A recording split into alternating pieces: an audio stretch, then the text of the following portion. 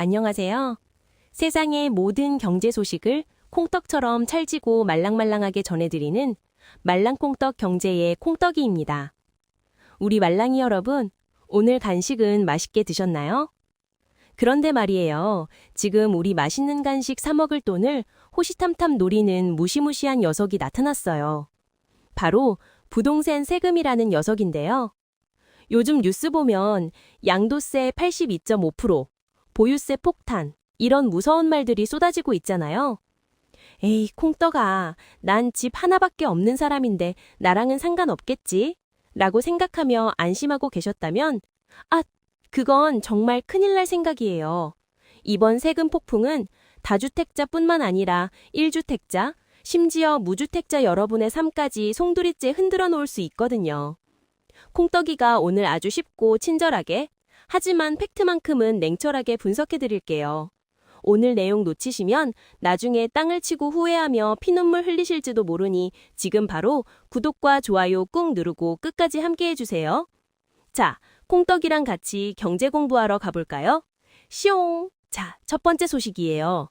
지금 부동산 시장에서는 다주택자분들이 졸도 직전이라는 말이 나올 정도로 난리가 났어요. 바로 82.5%라는 숫자 때문인데요. 여러분, 이게 얼마나 무서운 숫자인지 감이 오시나요? 만약 내가 투자를 잘해서 집을 팔아 10억을 벌었다고 칠게요. 10억이면 정말 큰 돈이죠? 그런데 나라에서 세금으로 8억 2,500만 원을 가져가겠다는 거예요. 내 손에 남는 돈은 고작 1억 7천만 원 남짓. 10억을 벌었는데 서울 외곽의 작은 빌라 전셋값도 안 남는 상황이 오는 거죠. 이건 사실상 국가가 자산을 몰수해가는 수준이라고 봐도 무방해요. 이게 언제부터냐고요? 바로 오는 5월 10일부터예요. 그동안 정부에서 제발 집 좀 파세요 하면서 세금을 깎아주던 박연 세일 기간이 5월 9일로 딱 끝나버리거든요. 많은 분이 에이, 지방선거도 있는데 설마 연장해주겠지?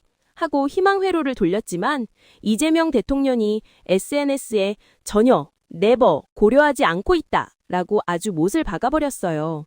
대통령이 직접 이렇게 강력한 단어를 썼다는 건 이제 버티기의 시대는 끝났다는 살벌한 선전포고나 다름없답니다. 그런데 말랑이 여러분, 여기서 끝이 아니에요. 난 집 한 채니까 안전해 라고 웃고 계셨던 분들, 지금부터가 진짜 소름 돋는 이야기입니다. 정부의 칼날이 이제는 여러분이 그토록 믿었던 똘똘한 한 채를 정조준하고 있거든요. 자, 우리 말랑이 여러분, 지금까지는 다주택자분들의 눈물 섞인 소식이었죠? 그런데 이제부터는 우리 대다수의 말랑이가 해당하는 1주택자 이야기를 해볼 거예요. 아마 속으로 나는 집 한 채뿐이니까 정부가 보호해주겠지 하셨을 텐데 이제 그 믿음의 말랑함이 조금 딱딱해질지도 몰라요. 최근 대통령의 SNS와 정부 핵심 관계자들의 말을 종합해보면 아주 무서운 단어가 등장해요. 바로 가짜 1주택자라는 개념인데요. 1주택자라도 다 같은 1주택자가 아니라는 거죠. 네가 그 집에 실제로 살고 있으면 보호해줄게. 그런데 집만 사놓고 다른 데 전세 살고 있거나 비워뒀어? 그럼 너도 투자자, 아니 투기꾼이야 라는 시각이에요. 특히 1월 16일에 청와대 정책실장이 던진 한마디가 시장을 발칵 뒤집어놨어요. 소득세처럼 20억, 30억, 40억 구간을 나눠서 보유세를 촘촘하게 매겨야 한다는 제안이었죠. 이게 무슨 뜻일까요? 콩떡이가 아주 쉬운 비유로 설명해 드릴게요. 기준의 방식. 헬스장에 가서 회원권 한 장만 있으면 누구나 똑같이 5만 원을 냈어요. 주택수 기준이죠. 바뀌는 방식. 회원권 한 장인 건 똑같네. 근데 너 몸무게가 100kg야? 그럼 20만 원 내. 너는 근육량이 많으니까 30만 원. 즉, 집이 몇 채냐가 중요한 게 아니라 네가 가진 집이 얼마짜리냐에 따라 세금을 소득세처럼 무겁게 물리겠다는 뜻이에요. 지방에 3억짜리 집 3채 가진 사람보다 강남에 30억짜리 집 한 채 가진 사람이 더 부자니까 세금을 더 내는 게 공정하다는 논리죠. 특히 우리 말랑이들이 꼭 알아야 할 지뢰가 바로 장기보유 특별공제예요. 원래 1주택자는 집 한 채 오래 가지고 있으면 나중에 팔 때 세금을 최대 80%나 깎아줬거든요. 오래 살았으니 투기 아니네? 착하다 하고 주는 상장 같은 거였죠. 그런데 이제는 너 거기 안 살았잖아. 전세 줬잖아. 그럼 상장 못 줘. 하면서 이 혜택을 뺏어가거나 확 줄이겠다는 거예요. 10년 전 은퇴자금으로 강남 아파트 사서 전세 줬던 김철수 할아버지가 나중에 집 팔 때 예전 같으면 세금 1억 낼 거 이제는 5, 6억을 내야 할 수도 있다는 거죠. 노후자금 수억 원이 순식간에 펑 하고 사라지는 거예요. 자, 우리 말랑이 여러분. 지금까지 양도세라는 큰 산을 넘었더니 이제는 매년 우리 지갑을 털어갈 보유세라는 녀석이 기다리고 있어요. 정부가 공시가격 현실화율을 69%로 동결했다고 발표하니까 많은 분이 휴, 세금 안 오르겠네? 하고 안심하셨죠? 하지만 이건 엄청난 착시 효과예요. 콩떡이가 기가 막힌 비유로 설명해 줄게요. 우리가 수영장에 갔는데 물 깊이를 재는 자의 눈금은 그대로예요. 이게 바로 현실화율 동결이죠. 그런데 말이에요. 누가 수영장에 물을 팔콸 들이부어서 물 높이 자체가 확 높아졌다면 어떻게 될까요? 당연히 우리 키보다 물이 더 높이 차오르겠죠. 지금 서울 아파트값이 20% 넘게 폭등해서 딱 이런 상황이 됐어요. 세율은 그대로지만 세금을 매기는 기준값이 올라버린 거죠. 실제 데이터를 볼까요? 압구정의 한 아파트는 작년에 세금을 1,800만 원 냈는데 올해는 무려 2,600만 원이 찍힐 예정이래요. 단 1년 만에 800만 원, 무려 42%나 오른 거예요. 말랑이들, 우리 연봉이 1년에 42% 오르나요? 숨만 쉬고 설었는데 내야 할 세금은 월급만큼 뛰어버린 거죠. 이게 바로 자산의 감옥이에요. 팔려고 하니 양도세가 무서워서 못 팔고, 출구 봉쇄, 가지고 있으려니 보유세가 무거워서 숨이 막히는 보유 압박인 상황인 거죠. 그런데 여기서 정말 이상한 일이 벌어져요. 보통 이렇게 세금을 세게 때리면 집값이 떨어져야 정상이잖아요. 그런데 왜 서울 집값은 49주 연속 상승 중일까요? 이게 바로 시장의 역설인데요. 세금이 무서워서 다들 매물을 금고에 꼭꼭 잠가버린 거예요. 세금으로 6억 낼 바엔 그냥 자식 물려주고 말지 하는 분들이 늘어나면서 시장에 물건이 싹 사라졌거든요. 물건이 귀해지니 딱 한 건만 거래돼도 가격이 5억씩 껑총 뛰어버리는 거죠. 결국 집값 잡으려던 세금이 오히려 집값을 밀어 올리는 이상한 상황이 된 거예요. 우리 말랑이들, 정말 머리가 지끈지끈하죠? 하지만 여기서 포기하면 안 돼요. 이런 혼란스러운 시장일수록 정신 바짝 차리고 내 자산을 지킬 생존 전략을 짜야 하거든요. 콩떡이가 정리한 마지막 액션 플랜, 궁금하시죠? 자, 우리 말랑이 여러분, 여기서 잠깐. 콩떡아, 나는 내 집이 없는데 이런 무시무시한 세금 전쟁이랑 상관없는 거 아니야? 라고 물으시는 분들 계시죠? 아니에요. 이게 정말 슬픈 이야기인데 세금 전쟁의 파편이 엉뚱하게도 우리 선량한 세입자분들한테 튀고 있는 거예요.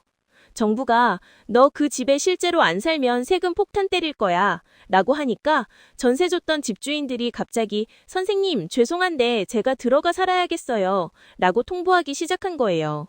집주인이 들어가야 세금을 깎아주는 실거주 요건을 채울 수 있거든요. 이걸 요즘 몸테크라고 부르기도 하죠. 문제는 갈 곳 없는 세입자들이에요. 전셋값은 이미 하늘 높이 올랐는데 갑자기 나가라고 하니 막막하잖아요. 그래서 지금 현장에서는 쩐의 전쟁이 벌어지고 있대요.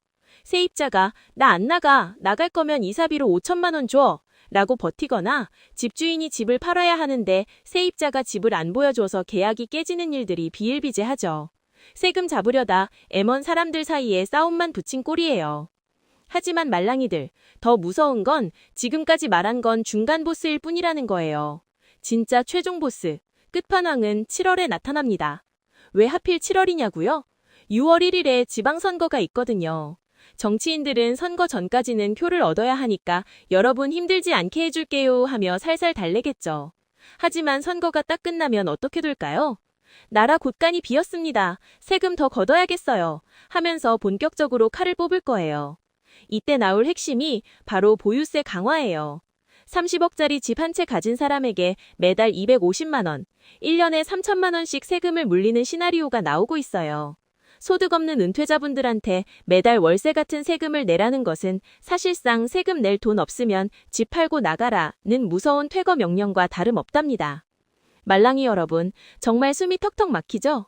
하지만 콩떡이가 여기서 멈추면 안 되죠. 이제 이 낭장판 속에서 우리 소중한 자산을 지킬 특급 생존 액션 플랜을 알려드릴게요.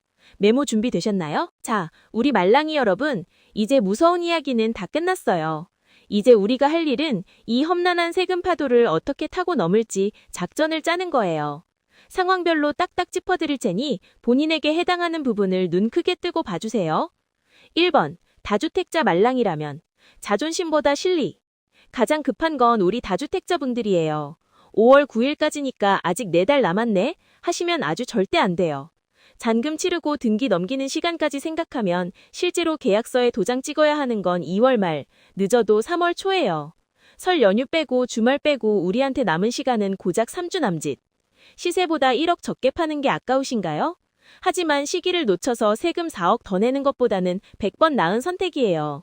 지금은 이익을 낼 때가 아니라 생존할 때라는 것 잊지 마세요.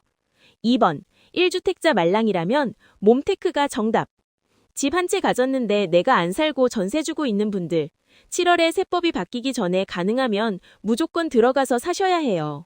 몸이 좀 힘들어도 일명 몸테크, 실거주 요건을 채워야 나중에 비과세 혜택도 받고 장특공, 장기보유 특별공제도 지킬 수 있거든요. 만약 도저히 들어갈 상황이 안 된다면 7월 세제 개편안이 발표되기 전에 자산을 좀 더 가벼운 곳으로 옮기는 리밸런싱을 진지하게 고민해 보셔야 해요. 무주택자 또는 세입자 말랑이라면 급매물을 낚아채라. 고래 싸움에 등 터지는 새우가 되면 안 되겠죠. 집주인들이 5월 9일 데드라인을 맞추려고 2월에서 4월 사이에 울며 겨자 먹기로 던지는 절세용 급매물이 나올 수 있어요. 내 집 마련을 꿈꾸는 말랑이들에게는 올해 중 이때가 가장 좋은 기회일 수 있답니다. 다만 전세 매물이 씨가 마를 수 있으니 이사 계획은 평소보다 훨씬 일찍 6개월 전부터 세우는 게 안전해요. 말랑이 여러분, 부자가 망해도 3년은 간다는데 걔네 걱정을 내가 왜 해? 하실 수도 있어요. 하지만 콩떡이가 진짜 걱정하는 건 우리 말랑이들처럼 준비 없이 이 거대한 정책 변화에 휩쓸려갈 평범한 사람들의 자산이에요. 고래 싸움에 등 터지지 않으려면 우리 새우들도 단단한 갑옷을 입어야 하거든요. 자, 우리 말랑이 여러분, 오늘 콩떡이랑 같이 달려온 부동산 세금 이야기 정말 스펙타클했죠? 머리가 조금 지끈지끈하실 수도 있지만 마지막으로 딱 3줄 요약 들어갑니다. 집중! 첫째, 5월 9일은 운명의 데드라인. 다주택자 양도세 혜택은 이날로 끝이에요. 설마 하다가 독박세금 맞을 수 있으니 서둘러야 해요. 둘째, 1주택자도 방심 금지. 내가 안 살고 있는 비싼 집은 정부의 다음 타깃이에요. 장특공 혜택이 줄어들기 전에 내 상황을 꼭 점검해보세요. 셋째, 진짜 겨울은 7월부터. 6월 선거가 끝나면 보유세 폭탄과 전세 대란이 한꺼번에 닥칠 수 있어요. 지금이 바로 우산을 준비해야 할 골든타임입니다. 말랑이 여러분, 정부를 욕하고 정책을 비난한다고 해서 우리 우편함에 꽂힐 세금 고지서 숫자가 줄어들지는 않아요. 진짜 현명한 사람은 비를 탓하며 우는 사람이 아니라 비가 올 것을 미리 알고 튼튼한 우산을 준비하는 사람이라는 것 꼭 기억해 주세요. 오늘 콩떡이가 드린 이 지식이 여러분의 소중한 자산을 지켜주는 든든한 방패가 되었으면 좋겠어요. 아, 그리고 다음 영상은 더 대박이에요. 우리 아이에게 세금 한 푼 없이 집 물려주는 합법적 비법 탑3를 준비했거든요. 이거 놓치면 나중에 상속세로 수억 원 더 내고 눈물 흘리실지도 몰라요. 오늘 영상이 도움이 되셨다면 구독, 좋아요, 알림 설정까지 말랑말랑하게 눌러주시고요. 궁금한 점은 댓글로 남겨주세요. 콩떡이가 하나하나 읽어볼게요. 그럼 우리는 다음 영상에서 더 맛있는 경제 소식으로 만나요. 안녕!